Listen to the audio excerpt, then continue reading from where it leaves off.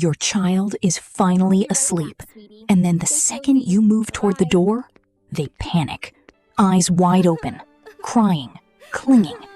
And most parents don't realize that if you handle these moments the wrong way, you can accidentally train the anxiety to get worse night after night.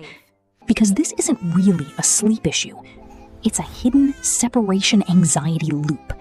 And now, I'll show you exactly how to break it. Let's set the scene. It's 7 o'clock. Bedtime routine runs perfectly. Bath, pajamas, story, cuddles, everything is calm. Then you say goodnight and start walking toward the door. Something changes instantly. Your child tenses, breathing speeds up. They cry, cling, sometimes escalate into a full meltdown. And you're left in the doorway thinking, is this normal, or am I doing something wrong? In fact, this is not just a sleep problem. It's separation anxiety expressing itself through bedtime conditions. If your child is roughly 18 months to 3 years old, what you're seeing is a normal developmental system, but one that can become amplified depending on how it's handled. Let's break down what's actually happening in your child's brain. The amygdala is the brain's threat detection system. During the day, it stays regulated because your child gets constant safety confirmation. You are visible, audible, and nearby. Your presence signals safety. But bedtime removes those signals all at once. You leave the room. The lights go off. Visual confirmation disappears. For a young child, darkness is not neutral. It is a potential threat cue. The amygdala asks, where did my caregiver go? I can't see them. Am I safe? Now add cortisol, the stress hormone. It naturally rises in the evening as part of the sleep cycle, but in anxious children, it can spike higher. When cortisol is elevated and the amygdala is activated, the nervous system shifts into threat mode. Faster heart rate, shallow breathing, and emotional panic. This makes bedtime resistance look like distress, not tiredness. There is also a vulnerability window between roughly 8 to 10 p.m., where fatigue amplifies emotional reactivity. At this stage, the prefrontal cortex, the part responsible for reasoning and self-soothing, is underactive. Your child cannot logically reassure themselves that you are nearby. They can only feel your absence. Darkness intensifies this further. It removes spatial certainty, which for young children is neurologically tied to safety. When visibility drops, threat sensitivity rises. This is adaptive in evolution, but disruptive at bedtime. And fatigue compounds everything. A tired brain has a more reactive amygdala and a weaker regulatory system. That's why a child who separates easily during the day can completely fall apart at night. This isn't inconsistency. It's predictable neurobiology. It's important to know that bedtime anxiety changes with development. Between 18 months and 2 years, separation anxiety is usually at its peak. Object permanence is still fragile, so when you disappear into darkness, it can feel like real loss. At this stage, children rely heavily on predictability, repetition, and sensory anchors, like a comfort object, scent, or consistent bedtime ritual. From 2 to 2.5 years, anxiety often shifts rather than disappears. Language is emerging, so children can now express fear directly. Don't go, stay with me. It can feel more intense, but it's actually improved communication. Support here includes simple verbal reassurance and clear explanations. From 2.5 to 3 years, the pattern splits. Some children gradually improve, while others experience a new wave of fear driven by imagination, monsters, separation scenarios, or bad dreams. Now cognitive reassurance and simple problem solving become more important. The key point is the same underlying system is present across all ages, but how it shows up and how you respond needs to adjust. Now we move into the 5 neuroscience-backed strategies that actually works for bedtime issue. The first solution is a predictable bedtime routine. Not just same activities, but a tightly consistent sequence that your child's brain can learn as a safety signal. The amygdala learns through repetition and pattern recognition. When the same steps happen in the same order every night, the brain stops predicting uncertainty and starts predicting safety. Over time, bedtime becomes a conditioned cue for calm rather than threat. Practically, keep the routine 20 to 30 minutes. Shorter feels abrupt, longer increases stimulation.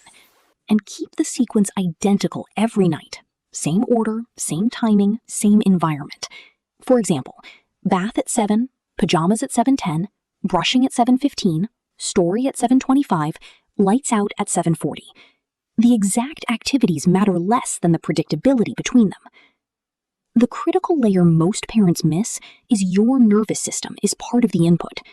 Through neural synchrony, your child's amygdala reads your physiological state. If you are tense, rushed, or anxious, their system mirrors it. So before bedtime, regulate yourself. Slow your breathing, relax your shoulders, lower your internal pace. Also, the routine should be calming, not stimulating. No screens, rough play, or high-energy interaction. You're intentionally lowering cortisol and activating the parasympathetic rest system through soft light, gentle touch, and slow movements. For separation-sensitive children, maintain physical contact throughout. Holding, rocking, or close proximity provides the sensory safety signal the amygdala needs to encode bedtime as safe. This is not dependency. It is neural conditioning through consistent, calm presence. Solution number 2 is graduated separation combined with a consistent goodbye ritual. The amygdala learns through exposure and predictability. If you disappear unpredictably, separation is encoded as threat. If separation becomes structured and repeatable, it becomes safe. Start with gradual exposure.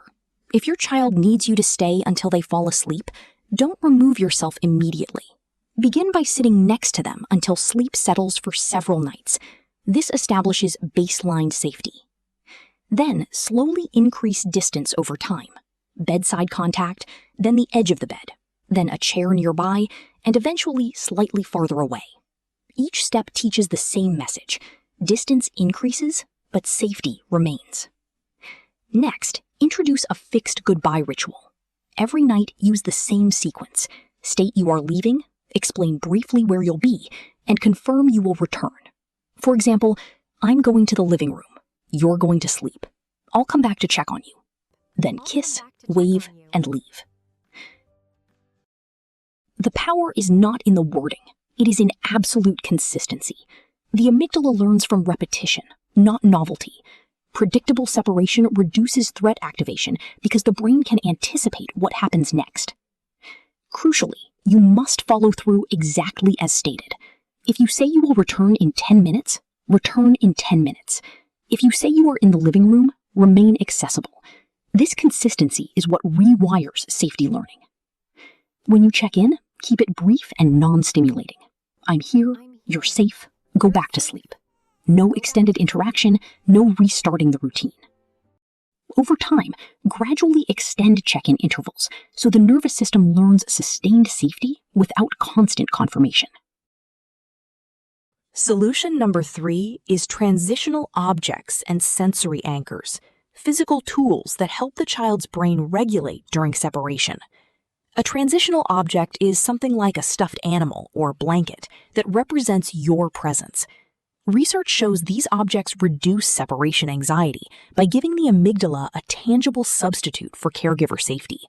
When you are absent, the object becomes a proxy signal of connection. To implement it, choose one consistent sleep buddy. Build association by using it every night and briefly holding it during calm moments so it carries your scent and familiarity. Then introduce it clearly. This is your sleep buddy. It stays with you all night and reminds you I love you and I'll come back. But this only works as part of a system. You also need sensory anchors. First is touch. Before leaving, gently touch the child and use safety language like your head is safe, your heart is safe. This creates a somatic imprint of calm. Second is sound. Use one repeated cue every night. soft phrase, lullaby, or white noise. Consistency matters more than content because the amygdala learns association, not meaning. Third is scent. A small cloth or object carrying your smell provides a direct biochemical safety signal that reduces separation activation. When combined, these anchors form a multi-sensory safety network.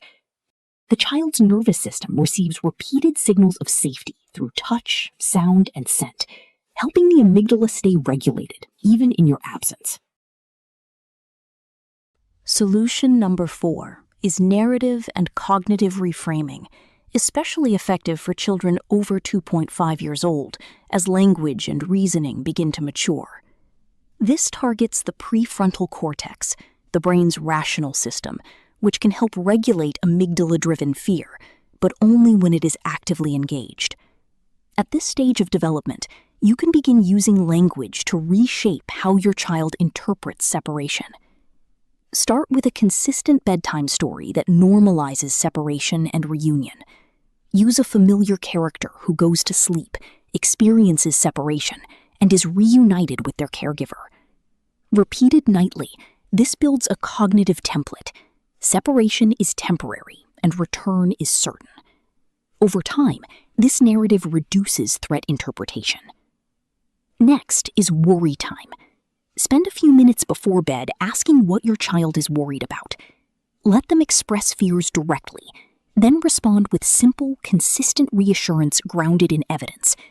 You're worried I won't come back, but I always come back. I came back yesterday, I will come back tonight. This combines emotional validation with cognitive correction. You can also use future anchoring. Briefly outline what happens after sleep: breakfast, play, tomorrow's activities. This extends their sense of time beyond the night and reinforces continuity. The mechanism across all three is engagement of the prefrontal cortex. Instead of only reacting emotionally, your child begins to think through separation using repeated cognitive patterns. Consistency is essential. The same story, the same phrases, and the same structure each night gradually build a stable mental framework where separation is understood as safe and temporary. Solution number 5 is parental nervous system regulation, often overlooked but critical. Your child's amygdala mirrors yours. Through neural synchrony, your emotional state directly shapes their stress response. If you're anxious, frustrated, or rushed, their nervous system amplifies it. This is one of the strongest drivers of bedtime escalation. Before bedtime, regulate yourself first. Walk, breathe deeply, or offload frustration so you don't enter the room activated. Arrive calm and steady. During bedtime, maintain that regulation. If tension rises, pause and reset with slow breathing. Your calm is not just helpful, it is instructional. It teaches your child's nervous system how to settle. After bedtime, avoid self-criticism. Resistance is not failure. It's a sign your child feels safe enough to express distress. That expression is part of the regulation process, not a breakdown of it. For now, you may recognize similarity between bedtime anxiety and separation anxiety. In fact, they are neurologically the same system. They share the same amygdala threat response, just triggered in different contexts. The 5 strategies above all work by reducing amygdala threat activation and building safety through repetition, predictability, and co-regulation. The most important factor is consistency. The amygdala changes through repeated experience, not single interventions. One calm bedtime won't rewire the system, but weeks of consistent repetition will. Think in terms of 3 to 4 weeks for noticeable change, depending on severity and consistency. If there's no improvement after that, additional support from a pediatric sleep specialist or child therapist may help identify deeper contributing factors. For most children, though, these strategies work because they target the actual mechanism of anxiety, not just the behavior. Subscribe for more tips. See you soon.